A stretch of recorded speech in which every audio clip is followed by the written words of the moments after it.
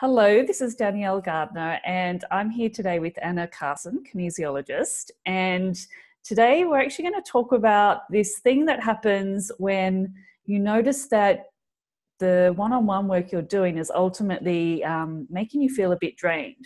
So, Anna, thanks for joining me in this conversation today. How are you going? Yeah, good. Thank you. Thanks for having me. Excellent. So I'm just going to share a little bit about my experience with this, and then I'd love to hear yours as well, or a bit more about yours. So I noticed that, like in the beginning when I started my business, I did have this idea that working with 20 clients a week would be, that would be like the holy grail sort of thing. And what I've found is that there is no way for me to actually do that energetically. And so I work with a lot less clients than I thought I would, but I also do group work as well, which I actually do find quite energizing. But even so, from time to time, I have kind of felt like, like I've had a couple of sessions and now I just need to sort of like get away from my desk for the rest of the day. And like I feel kind of exhausted. And so when I was sharing that with you the other day, or we were having this sort of conversation, you were telling me about a different approach that you've used. Like, whereas I was going, I need to have less sessions or something, you'd been approaching it from a different angle. And I think it's a really great thing to discuss. So share with me and whoever ends up listening to this what your approach was. Yeah, I mean, I guess it's something that we all struggle with, especially when we're doing one-on-one work, we're holding a lot of space for people. We're being very present, holding a lot of energy. And so I think it's something that a lot of practitioners do struggle with, of starting to feel a bit depleted at the end of the day, or, whatever. And I guess the way I see it is that this is about our capacity to hold this energy and to hold this this space for people. And what I'm finding is that, and this is something I do now on a regular basis, is that I look at ways that I can expand my capacity to hold that space. So I do, a couple of different things. I see a biodynamic osteo who works kind of on the energetic body, and I do on the energetic body. And then I do, work on myself as well, because it just allows us, and it seems to happen where, I expand, and then the universe, or the energy that I hold, expands, and then I expand again, and it keeps happening. So it's a continuous thing. But yeah, I think as practitioners, it's something that we need to be very aware of, is how much that we can hold, and whether there's a way, if we want to, a way to expand that to be able to serve our clients. Yeah. So you've actually been having people come to you where they may not have originally come to you for that reason, or they may have. You can fill us in on that. But you have been working with people on this. So what is your approach when you're helping others with increasing their capacity, their capacity to? Yeah, I mean, a lot of the time it's people, like you say, have come to me with physical symptoms, because that's when we're starting to go into overwhelm, or we're starting to, we're struggling to hold that energy, or that we've reached a point where we're triggering into something, and so we get the physical symptoms, and it might be, like I say, going into overwhelm. It might be things like chronic fatigue is a really big one for practitioners. So many practitioners do go through phases of chronic fatigue where they're wiped out. It can also be things like depression, or it can even be just things, like constantly coming down with colds or flus, or an exacerbation of a condition that they have, or an autoimmune condition. They're all symptoms to show that something is going on in the body. Your physical symptoms are a physical manifestation of a conflict or a fear that is coming up in our body. Yeah. And so that's what I do, is I use, so what are the symptoms, what's going on? And we look at it, we go back to the cause, what's causing it. Because what happens is, as we are stepping up in our work, we're being called more and more to step into these roles of, whether it's, a healer or a teacher, or some form of guide or coach, or whatever it is, we're being called to step into this soul work, into our gifts. But every time we do make one of those steps, we kind of trigger into another fear or another limitation or belief system that we hold. And that will limit our capacity. And then as we clear it, then we can open that up. And these things can come from this lifetime. They can come from past lifetimes. It can also come in, which is coming into my work more, is kind of soul stuff, you know. Yeah.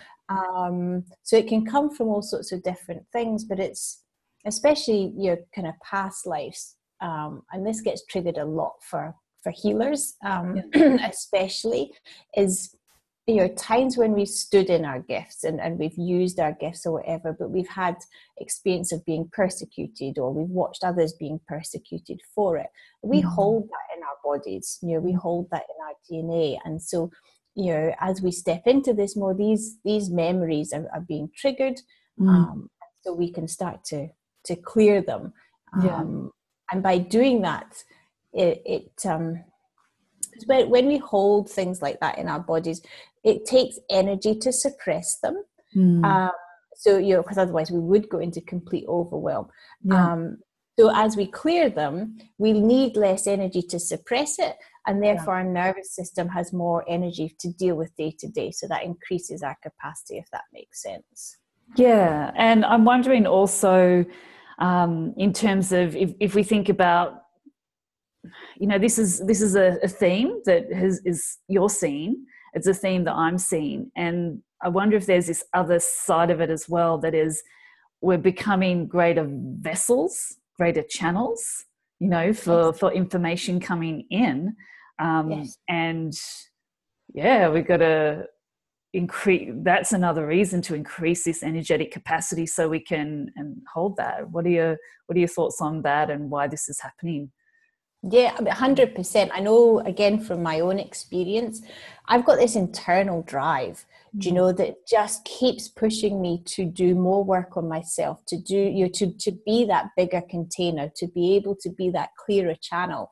And I can't stop, to be honest. You know, like that would take me out of alignment if I, you know, that's my belief at the moment, is it would take me out of alignment if I was to stop that, because I'm so guided within it, and I would become sick, you know, like if I was to stop it, you know, it just feels like this continuous expansion is necessary, because the amount of light and energy and you know, everything that's coming through just now, there feels just like such this huge shift that is happening on a collective basis, you know, that we're moving into this space where people are awakening up to other ways of being than we've, you know, had over the last, well, millennia really, but we won't go into that just now, but you know, there's so much new stuff coming through with and people feeling really empowered to step into their work and to step into their gifts, and the amount of light that's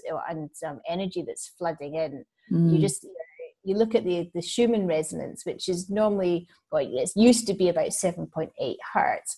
You know, it's now peaking at sort of 80, 90 sometimes. Wow, and you know, our brains, it's crazy, because our brains resonate at exactly the same frequency as the Schumann resonance. And so, you know, we're having to hold this different frequency, because that's what the earth is holding.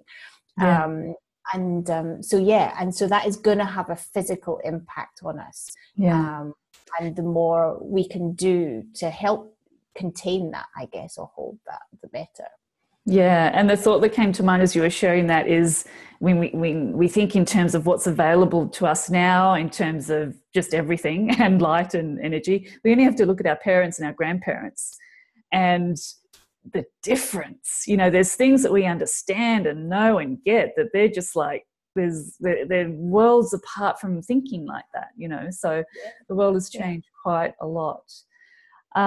Now, I wanted to ask you about, when we were talking before, you were saying that you noticed that there's two types of responses people have when they get to this maximum like capacity, so there's two ways people tend to go when they're at that limit. So share with us about that, what you've kind of noticed. Yeah, I mean, I guess we've kind of talked about where we go into overwhelm, and that's I think that's one form, because I again, the way I see it is there's a fine balance that we have to tread, of being able to acknowledge and being able to own the work that we do, or the energy that we hold, or whatever. We have to be able to be aware and hold that and own it, to be able to use it responsibly.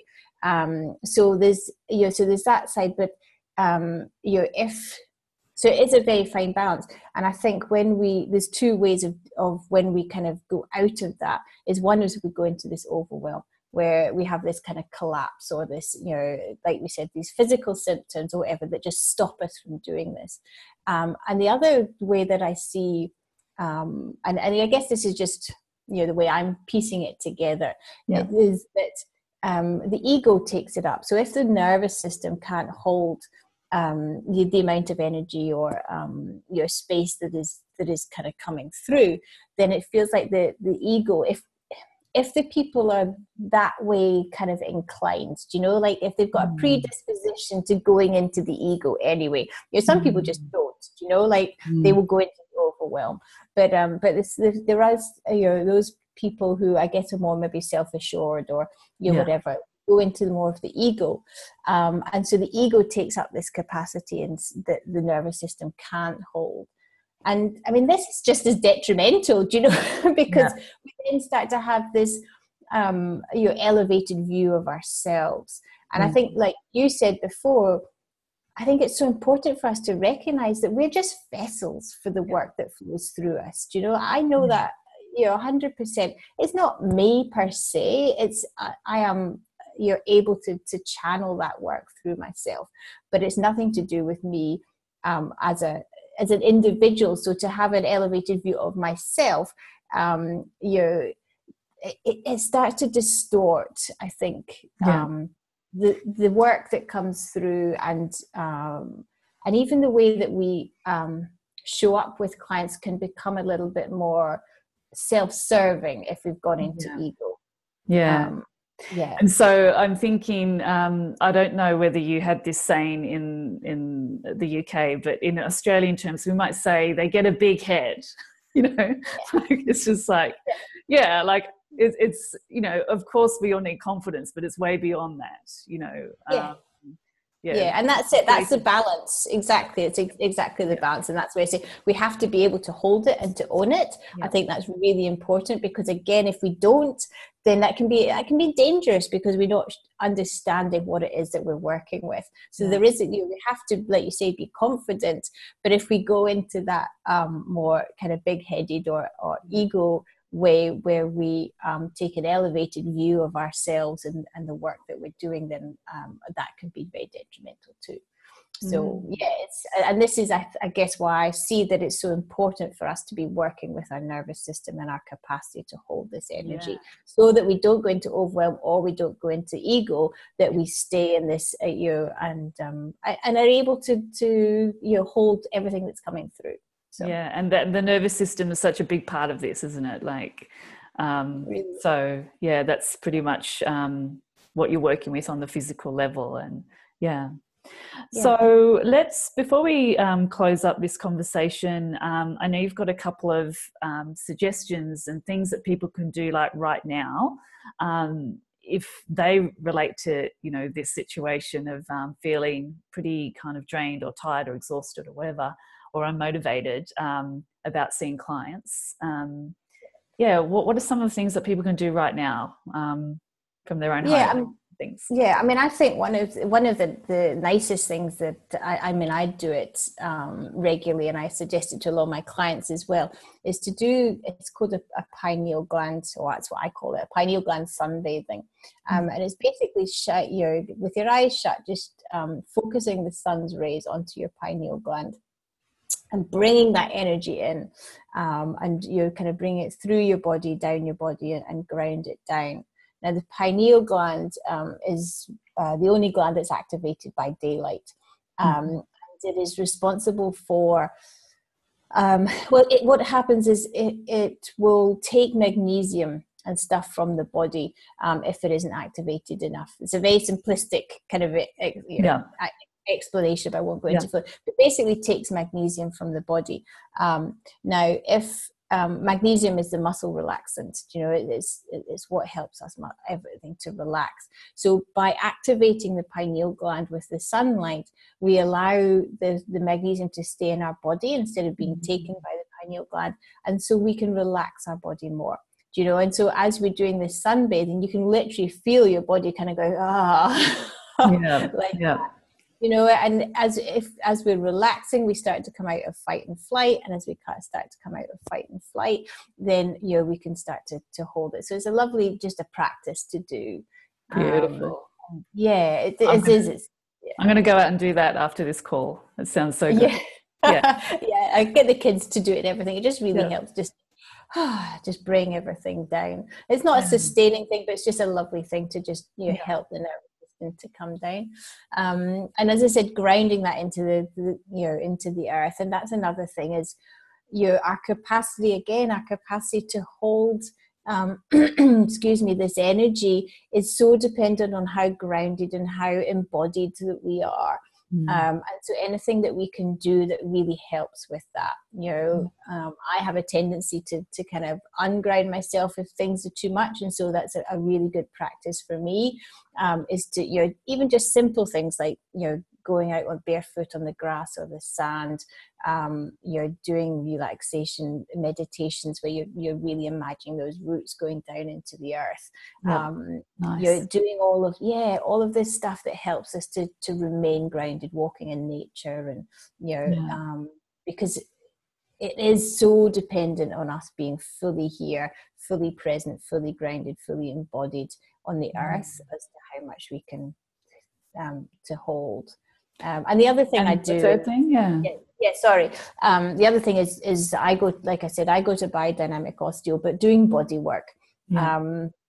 There's lots of different types, like say the biodynamic osteo, or acupuncture is another really good one. But there's other practitioners that can really help with the body work side of things as well. So fantastic. So pineal gland sunbathing, grounding. And body work are some of the things that people can do, straight away for themselves, really. Yeah, excellent. Yeah. All right. So this has been a really helpful chat. I've got a lot out of it, and I'm sure other people who end up listening to this will as well. And I just also want to invite anyone, if they've got any questions, even about the Schumann resonance. I've heard you talk about that before, Anna, and it's a really fascinating thing. I don't know that much about it myself, but if anyone wants to ask you any questions about that or anything else that you've shared, I'm sure you'll welcome that. Yes. So excellent. Thanks for this chat. Let's do this again soon. Yes, that'd be lovely. Thank you. Right. Bye for now. Bye.